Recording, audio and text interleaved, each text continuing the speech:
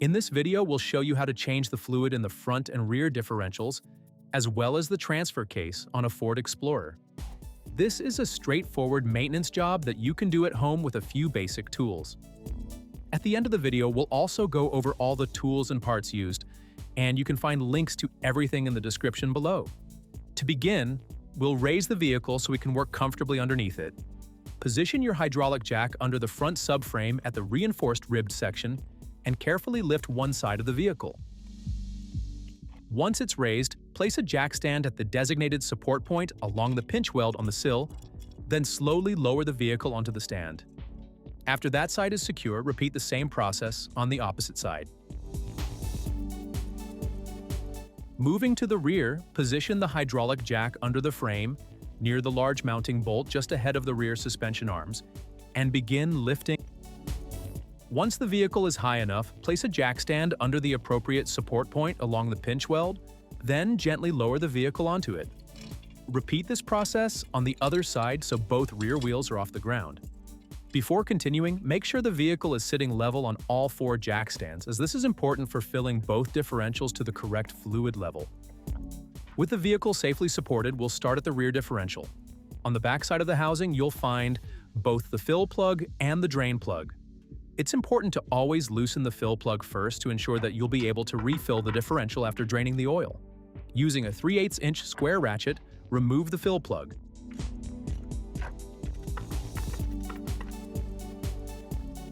Next, place some cardboard underneath the rear of the vehicle to catch any spills and position your drain pan. Remove the drain plug and allow the oil to fully drain out.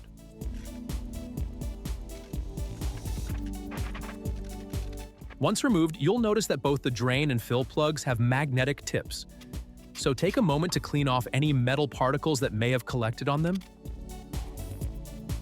It's also a good idea to clean the threads with a wire brush to remove any old sealant and ensure a proper seal during reinstallation. Before reinstalling the drain plug, apply a small amount of thread sealant.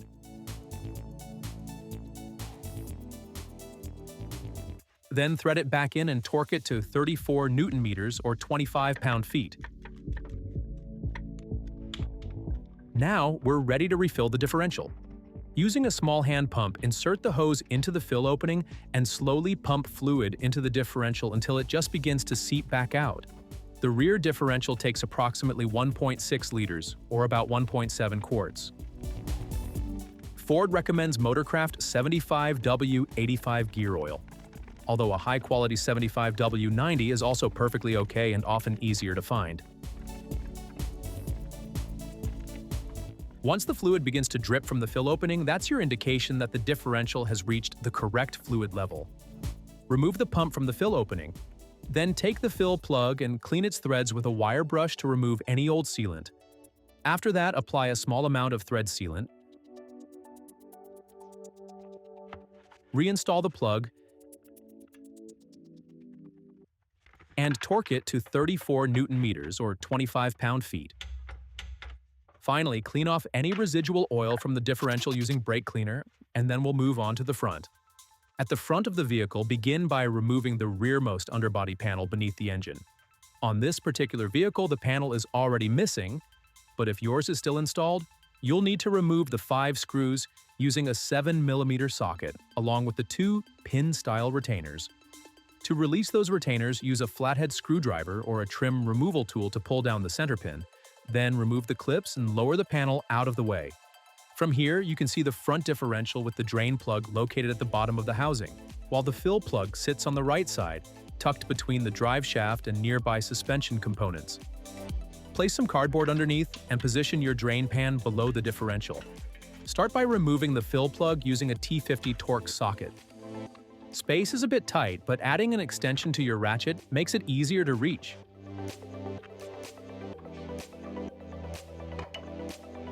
Once the fill plug is removed, move back underneath and remove the drain plug from the bottom of the differential, allowing the fluid to fully drain out.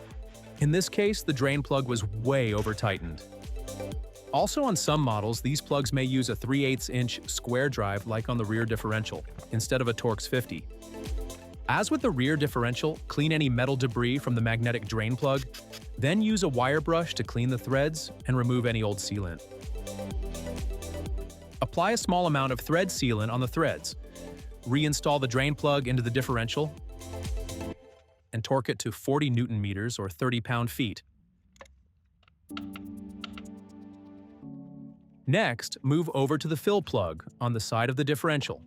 Attach your pump to the bottle and fill the differential until the fluid begins to drip from the fill opening. For the front differential, Ford recommends using 75 W140 gear oil, and the capacity is approximately 0.6 liters, or about 0.63 quarts.